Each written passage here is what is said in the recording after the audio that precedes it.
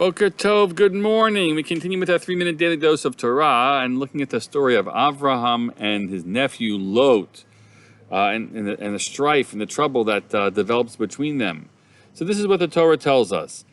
That Avram went on his journey with the family back from Mitzrayim and back to the place of the altar, etc. And v'gam lelot ha'olechet Avram hayat tzonu b'karva olim. You should just know that aside from Avraham's wealth and abundance of cattle and other things, also Lot, who went with Avraham, he had many sheep and cattle, right, and tents. That means a large entourage.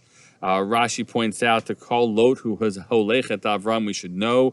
The Torah is trying to say the only reason why Lot has done well is because he's been in Avram's circle. And then the Torah continues, the land simply couldn't carry them to dwell together, because of it has such an abundance of their holdings and property, and they could not dwell together. So that's just amazing that they can have the blessing that they have, but it also leads to the challenge. And indeed a dispute developed between the shepherds of Avram's flocks and the shepherds of Lot's flock. The Torah says the Perizzites and Canaanites were there.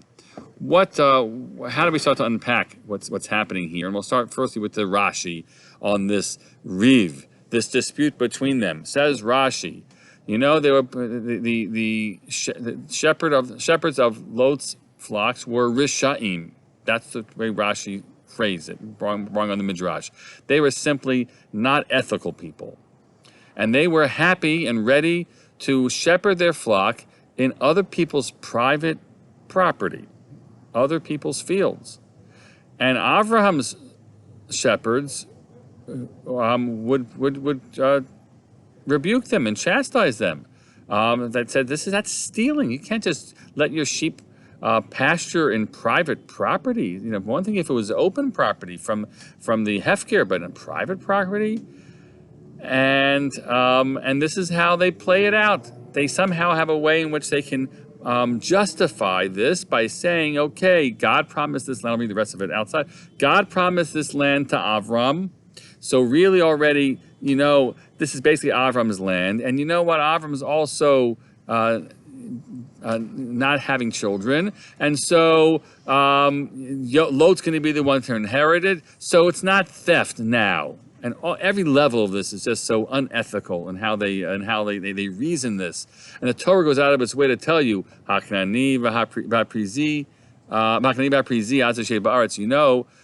whatever God's promises to Avram were going to be for the future.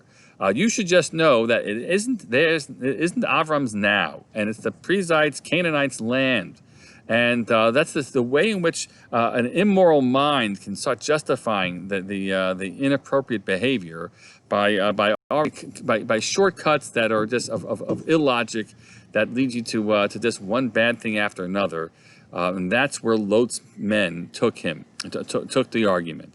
We'll continue tomorrow about how this continues to unfold. But we can think of ourselves the dangerous ways in which we might justify sometimes decisions that we should really know aren't wise to be taking, and perhaps be more careful of them this day and beyond. Have a great day.